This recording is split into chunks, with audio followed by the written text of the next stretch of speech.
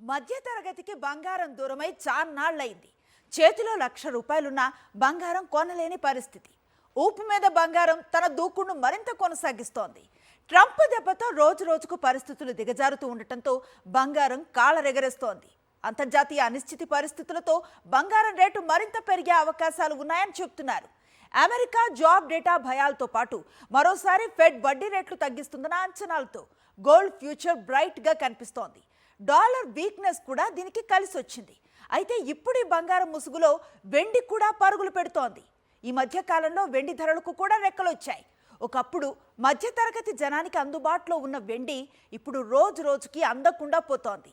బంగారంతో పోలిస్తే ధర స్వల్పమే అయినప్పటికీ గడిచిన కొన్నేళ్లుగా రేట్లు కంపేర్ చేసి చూస్తే వెండి కూడా కొండెక్కి కూర్చుందనే విషయం ఇట్టే అర్థమవుతోంది. ధనవంతుల నుంచి మధ్యతరగతి జనం వరకు అందరికీ అందుబాటులో ఉంటూ వస్తోంది వెండి. ఇంకా చెప్పాలంటే పేదలు కూడా అడపదడప వెండి వస్తువులు కొనుక్కునే పరిస్థితి ఉండేది. దేవుడి గుట్లో దీపం పెట్టడానికో నుదిటిన కుంకుమ పెట్టుకోవటానికో వెండి వస్తువులు వాడే సంప్రదాయం అనాదిగా వస్తోంది. కానీ ఒక్కప్పట్ల సరదాకు వెండి కొనుక్కునే పరిస్థితి లేదు ఇప్పుడు. గడిచిన 20 ఏళ్లుగా వెండి ధరల పెరుగుదల సరళిని గమనిస్తే సిల్వర్ ఎంత అమూల్యంగా మారిపోయిందో అర్థమవుతుంది. 2005 నుంచి వెండి ధరలు ఎలా పెరిగాయో ఒకసారి చూద్దాం. చూడొచ్చు 2000 నుంచి 2005 మధ్య వెండి ధరలు కాస్త నిలకడగా కనిపించినాయి. అంటే ఏదైనా కొనుగోలు చేయాలంటే వెండి కుంకుమ భరణులు, అలాగే గిఫ్ట్ ఆర్టికల్గా ఎవరికైనా దీపపు కుందులు ఇలాంటివి ఇచ్చే స్థాయిలోనే ఉండేదన్నమాట. అంటే ఒక ₹300 నుంచి ₹1000 పట్టుకు వెళితే ఏదైనా చిన్న వస్తువు ఇంట్లో అవసరాలకి కొనుక్కోవచ్చు, ఎవరికైనా గిఫ్ట్ చేయడానికి కూడా పనికొచ్చేది. ముఖ్యంగా పేదిళ్లలో మనం చూడొచ్చు పెళ్లి కానుకలుగా ఇవి ఇచ్చే పరిస్థితి అప్పట్లో ఉండేది. ఆ తర్వాత 2005 తర్వాత పరిస్థితి ఎలా మారిందో చూద్దాం. 2006లో ఈ రేట్లు అమాంతం 63% ఇంక్రీజ్ అయ్యాయి. అంటే గతంలో ఒక ₹250 నుంచి ₹500 పట్టుకు వెళితే ఏదైనా చిన్న వస్తువు కొనుక్కోవడానికి అవకాశం ఉండేది. కానీ 2006లో ఆ పరిస్థితిలో మార్పు వచ్చింది. 1000 నుంచి 1500 ఉంటే తప్ప 1 గ్రాము లేదా 2 గ్రాములకు సంబంధించిన వస్తువులు, ఒక 10 గ్రాముల లోపు ఉన్న వస్తువులు కొనలేని పరిస్థితి వచ్చిందన్నమాట. ఆ తర్వాత ఏమైంది? 2011లో అది కాస్త ఏకంగా 108% వెండి ధరలు పెరగటాన్ని మనం గమనించవచ్చు. అంటే గతంలో ఒక 2000, 3000 చొప్పున ఏదైనా వస్తువు కొనుగోలు చేసిన వాళ్ళు ఆ తర్వాత కనీసం 5-6 వేలు క్యారీ చేయాల్సిన పరిస్థితి వచ్చింది. ఆ తర్వాత 2011 నుంచి 2020 ఇది కరోనా మధ్యకాలంగా మనం చెప్పొచ్చు. 2019లో కరోనా స్టార్ట్ అయింది. ఆ మధ్యకాలంలో ఒక 56% పెరిగింది. అంటే 108%లా కాకుండా కొంత పెరుగుదల అనేది డ్రాప్ అయిన సిచ్యువేషన్ని మనం గమనించవచ్చు. ఇది 2020 వరకు ఉన్న కండిషన్. 2020 తర్వాత 2022 నుంచి సగటున 25% పెరుగుతూ ధరలు వెళ్ళటాన్ని మనం గమనించవచ్చు. అంటే ఒక 3000, 5000 స్థాయిని దాటి ఒక 10,000, 15,000 పెడితే గనక పెట్టినా కూడా ఒక గిఫ్ట్ ఆర్టికల్ లేదా దీపపు కుందులు అలాంటి చిన్న చిన్న వస్తువులు కూడా రాని కండిషన్కి వెండి చేరుకుంది. అంటే పెట్టుబడి రూపంలో చూసేవాళ్ళు అర్ధ కేజీ చొప్పున కొనుగోలు చేసి పక్కన పెట్టడం లేదా దాని మీద మదుపు చేయడం లాంటివి మనం చూస్తూ ఉంటాం. వస్తు రూపంలో కొనుక్కునే వాళ్ళకి మాత్రం ఈ ధర అమాంతం పెరిగిపోయిందనే చెప్పొచ్చు మాట. 2000లో కిలో వెండి ₹7,900 కట్ చేస్తే ఇప్పుడు రేటు ₹1,40,000. ఈ 25 ఏళ్లలో వెండి ధర ఎంత పెరిగిందో అర్థం చేసుకోవచ్చు. ఓవరాల్గా చూసుకుంటే 2006, 2011, 2020, 2023లో వెండి ధరలు అమాంతం పెరిగాయి. అలానే ఏటా వీటి ధరలు పెరుగుతూ వెళ్ళలేదు. ఉదాహరణకు 2013, 2016లో చూసుకుంటే వెండి ధరలు స్వల్పంగా తగ్గాయి. 2022లో ఏకంగా 11% వీటి ధరలు తగ్గాయి. అందుకే 2022 లోపు వెండిపై ట్రేడింగ్ తక్కువగా జరిగింది. ఎప్పుడైతే 2022 నుంచి ధరలు ఊపందుకున్నాయో సిల్వర్ రన్ మొదలైంది. ప్రస్తుతం మార్కెట్లో చాలా మంది వెండి వైపుకు చూస్తున్నారు. కిలో ₹1,40,000 ఉన్న వెండి ధర ఈజీగా ₹2,00,000కు చేరుకుంటుందనే అంచనాల నేపథ్యంలో పసిడి తర్వాత ఆధారపడ్డ లోహంగా మారింది వెండి. ఇలా 1-2 చోట్ల మినహా దాదాపు ప్రతి ఏడాది వెండి ధరలు పెరుగుతూనే ఉన్నాయి. అన్ని రంగాలపై పడినట్లుగానే కరోనా ప్రభావం సిల్వర్పై కూడా పడింది.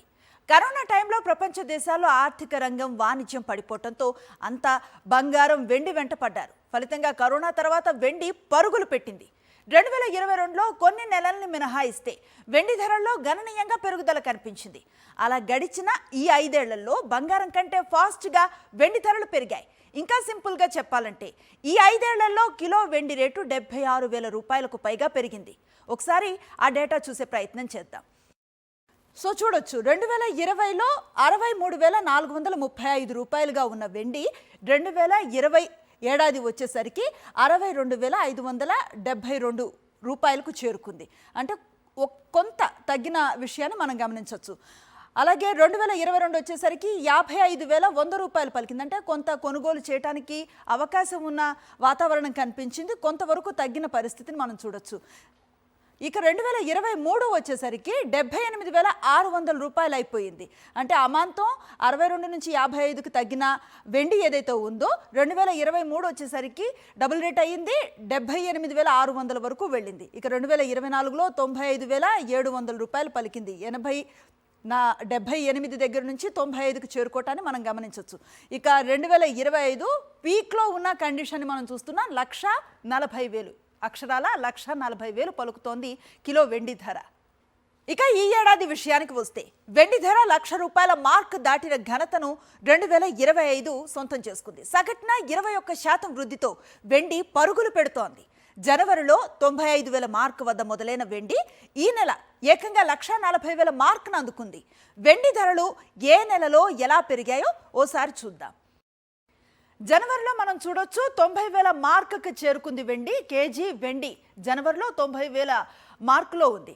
ఇక మనం గమనించవచ్చు, ఫిబ్రవరి వచ్చేసరికి ఫిబ్రవరి నుంచి మే మాసాల మధ్యలో కొంత నిలకడగా వెండి ధరలు నడిచాయి. 82,000 కేజీ వెండి ధర మనకు అప్పుడు కనిపించింది. అంటే దాదాపు 3 మాసాలు ఆ పరిస్థితి కనిపించింది. ఆ తర్వాత జూన్ జూలైల మధ్య దాదాపు 1,00,000 మార్కుని చేరుకుంది వెండి. ఇక అమాంతం 82,000 నుంచి 1,14,000 వరకు చేరుకుందన్నమాట. 1,14,875 రేట్ కనిపించింది. ఇక ఆగస్టు విషయానికి వచ్చేసరికి 1,20,000 మార్కుని దాటేసింది. దాదాపు ఇంకా తగ్గే పరిస్థితి లేదు, ఇది ఇంకా ఎదుగుతుంది అన్న ఒక సైన్ అయితే మనకు కనిపించింది. ఇక ఆగస్టు నుంచి మనం చూడొచ్చు, సెప్టెంబర్ ఈ రోజుకి మనం చూస్తే కనుక 1,40,000 పలుకుతోంది వెండి. అంటే ఒకేసారి కాకుండా నెలల్లోనే ఈ తేడాను గమనించవచ్చు. 2,000 3,000 చొప్పున అమాంతం 1,40,000కి ఆ రేట్ ఎలా చేరుకుంది అన్న విషయం మనకి స్పష్టంగా అర్థమవుతోంది. వెండిని పేదవాడి బంగారం అంటారు. ఇంట్లో శుభకార్యం జరిగితే వెండి ఆభరణాలు కొనుక్కునేవారు పేదవాళ్ళు. కానీ ఇప్పుడు వాళ్ళకి ఆ అవకాశం ఇవ్వటం లేదు. వెండి సామాన్యుడికి సిల్వర్ అందకుండా పోతోందా? అసలు ఈ స్థాయిలో సిల్వర్ రేట్లు పెరగటానికి కారణం ఏంటి? బంగారాన్ని ఫ్యాషన్ రంగంలో ఆభరణాల్లో ఎక్కువగా వాడుతూ ఉంటారు. ఇతర రంగాల్లో దీని వినియోగం తక్కువ. కానీ వెండి అలా కాదు. చాలా రంగాల్లో వెండిని ఉపయోగిస్తూ ఉంటారు. మరీ ముఖ్యంగా పారిశ్రామిక రంగంలో వెండికి డిమాండ్ ఎక్కువ. ఎలక్ట్రిక్ వాహనాల తయారీలో వెండిని ఉపయోగిస్తున్నారు. పునరుత్పాదక ఇంధన రంగంలో, సోలార్ ప్యానెల్స్ తయారీలో కూడా సిల్వర్ వినియోగం ఎక్కువ. ప్రస్తుతం ఈ 2 రంగాలు ప్రపంచవ్యాప్తంగా వృద్ధి చెందుతున్నాయి. దీంతో సిల్వర్కు అమాంతం డిమాండ్ పెరిగింది. ఫలితంగా ధరలు పెరుగుతున్నాయి.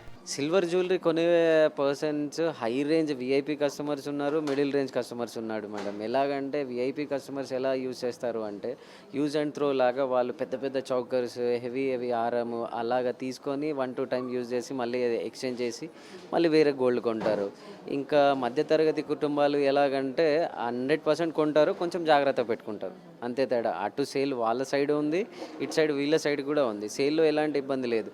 కానీ మెయిన్ మోటో వచ్చేసి మాత్రం మీరు 100% మీరు మీ మైండ్లో అండ్ జనాల మైండ్లో ఏదైతే నడుస్తుందో అది 100% ఫ్యాక్ట్. గోల్డ్ రేట్ పెరగడం వల్ల సిల్వర్ జ్యువెలరీ బిజినెస్ అనేది పెరిగింది, దాంట్లో ఎలాంటి డౌట్ లేదు. పసిడి తర్వాత ఇప్పుడు వెండి కూడా తన వెలుగు చూపిస్తోంది.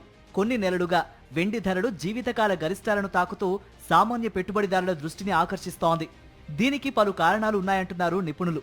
అంతర్జాతీయంగా అమెరికా ఫెడ్ వడ్డీ రేట్ల తగ్గింపుతో పాటు ఆర్థిక అనిశ్చితి వాతావరణం వల్ల సురక్షితమైన వెండిపై పెట్టుబడులు పెట్టడానికి ఎక్కువ మంది మొగ్గు చూపుతున్నారు.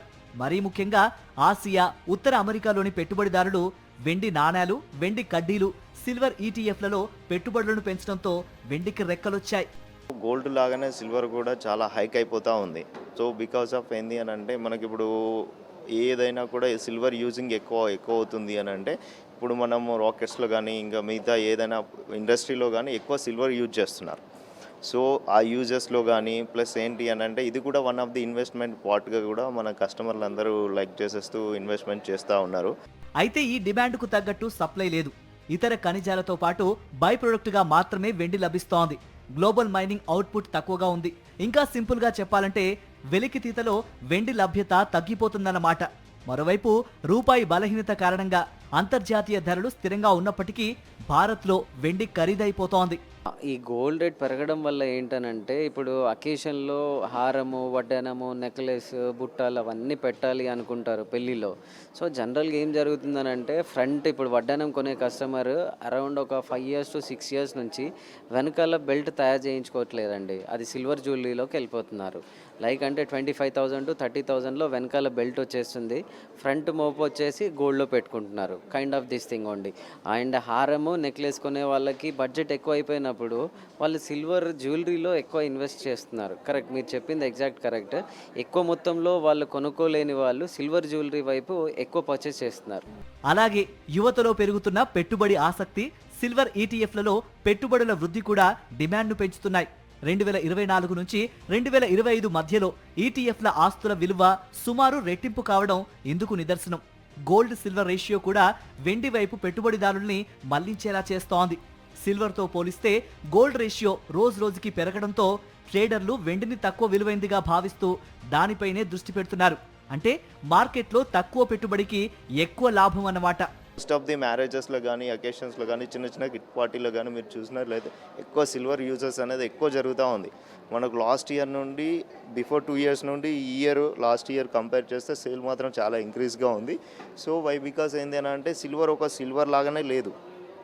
సో ఒకప్పుడు సిల్వర్ అంటే పట్టీలు, చైన్, బ్రేస్లెట్లా ఉండేది, కానీ ఇప్పుడు అన్ని ఆర్టికల్స్ రెడీ అవుతున్నాయి. వడ్డానం, నెక్లెస్, హారం, బ్యాంగిల్స్, ఎవ్రీథింగ్ అనేది సిల్వర్లో మనకు జ్యువెలరీ అనేది ఇంట్రడ్యూస్ అవుతూ ఉన్నాయి. ఇక దీపావళి, దంతెరస్ లాంటి పండుగల సమయంలో భారతీయ సాంప్రదాయంలో వెండికి ఉన్న స్థానం అందరికీ తెలిసిందే.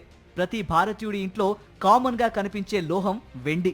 కొంతమంది ఇళ్లలో బంగారం ఉండకపోవచ్చునేమో కానీ ఖచ్చితంగా వెండి ఉంటుంది. ఇండియాలో డిమాండ్కు ఇది కూడా ఓ కారణం. వెండి కొండెక్కి కూర్చోటానికి ఓ కారణం ఉత్పత్తి తగ్గటమే. ఇంతకీ వెండిని ఎక్కువగా ఎక్కడ ఉత్పత్తి చేస్తారు? ఏ దేశంలో వెండిని ఎక్కువగా వాడతారు? ఏ రంగాల్లో సిల్వర్ను ఎక్కువగా వినియోగిస్తారు? భారత్కు వెండికి ఉన్న అవినాభావ సంబంధం ఏంటి?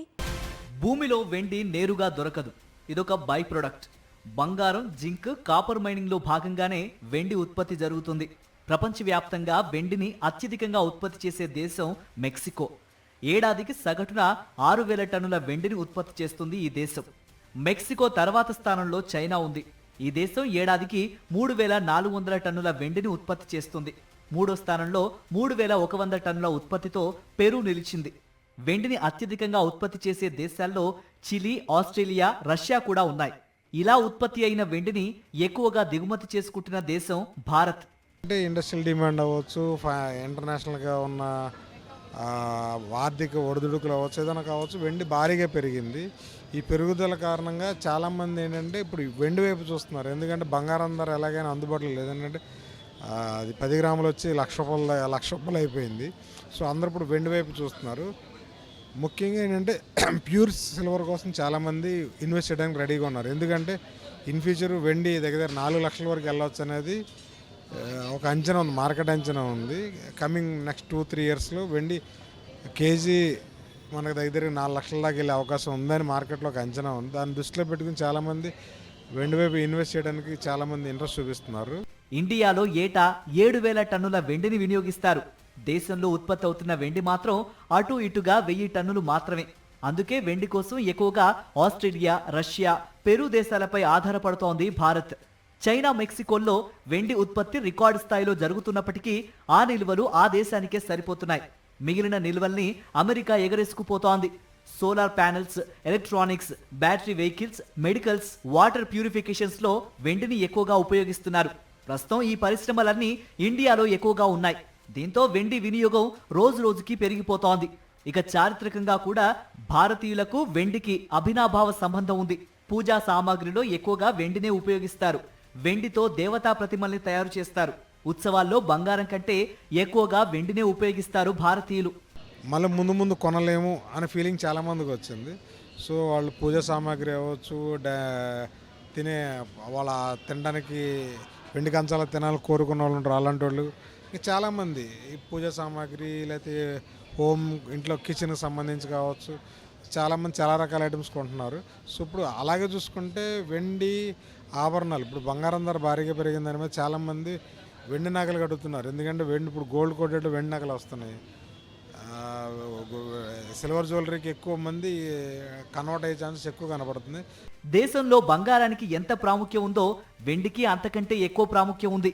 రాబోయే రోజుల్లో దీని మార్కెట్ వాల్యూ మరింత పెరిగే అవకాశం ఉంది. కాబట్టి దిగుమతులపై ఆధారపడకుండా దేశీయంగా వెండి ఉత్పత్తిని పెంచితే లాభదాయకంగా ఉంటుందంటున్నారు నిపుణులు. రాబోయే రోజుల్లో సిల్వర్ కొనుక్కోవచ్చా? వేచి చూడాలా? సిల్వర్పై పెట్టుబడులు పెట్టడం మంచిదేనా? ఈ ప్రశ్నలకు విశ్లేషకులు సూటిగా ఒకటే సమాధానం చెప్తున్నారు. ప్రస్తుతం బంగారానికి ఎంత విలువ ఉందో వెండికి కూడా అంతే విలువ ఉందనేది అందరి మాట. ప్రస్తుతానికి పెట్టుబడిదారులు వెండిపై నిశ్చింతగా పెట్టుబడులు పెట్టొచ్చు. కొనుగోలుదారులు కూడా రేటు తగ్గుతుందని ఎదురు చూడకుండా వెంటనే కొనుగోలు చేయటం ఉత్తమమని చెప్తున్నారు. ఎందుకంటే మరికొన్ని నెలల్లో వెండి ధర కిలో 2 లక్షల రూపాయలకు చేరినా ఆశ్చర్యపోవక్కర్లేదంటున్నారు. ఇది ఇవాల్టి సాక్షి స్పెషల్. మరో స్పెషల్ ఫీచర్తో మళ్ళీ కలుద్దాం. Stay tune to Sakshi.